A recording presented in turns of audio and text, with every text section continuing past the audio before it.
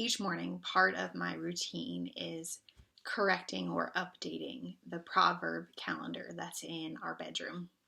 Little tidbits from all over the continent of Africa that we find helpful or thought-provoking, or sometimes it turns into very long conversations as we dissect what the tidbit for each day was. This morning when I flipped it, it said that smooth seas do not make skilled sailors. And instantly my brain went to Jesus calming the storm. I'm sure we've all heard it before, but Jesus is in the boat with the disciples. He just tells them it's time to cross to the other side. They do. In some stories, Jesus falls asleep on a cushion. On others, he just falls asleep simply, and the storm starts raging, and the boat is taking on water, and the disciples are terrified. And they wake Jesus up. Lord, do you not know? Lord, are you not paying attention? Lord, why do you not care about us? And Jesus rebukes the wind and the waves and says, peace, peace, and tells them they must not have faith, or they have little faith. Sometimes the storms in our lives rage, and we can be doing fine, and suddenly something pops up out of nowhere, and it feels like our boat is about to capsize. I saw recently on my aunt's social media about how we're not all in the same boat in the same storm. We're in the same storm, but we all have different things to keep us afloat. We all have different size boats or life preservers or things to try to settle the waters.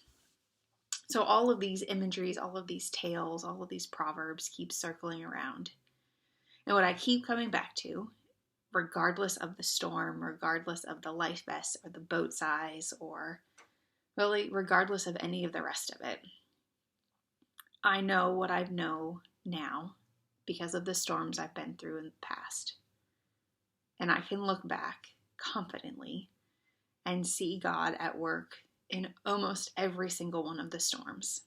And when I can't, people I love point it out to me. Well, remember when this happened and you figured out how to handle it, and look at you now. You don't even think about it. Sometimes we need those reminders.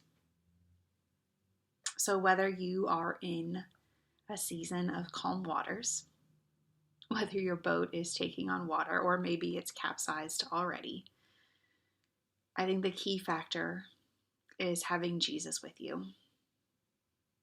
Whether he's sleeping or rebuking the wind, or if he's just sitting there with you,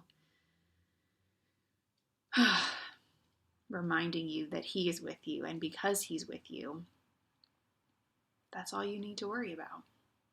And I know, believe me, I know, much, much easier said than done as your life feels like it's been upended by a hurricane.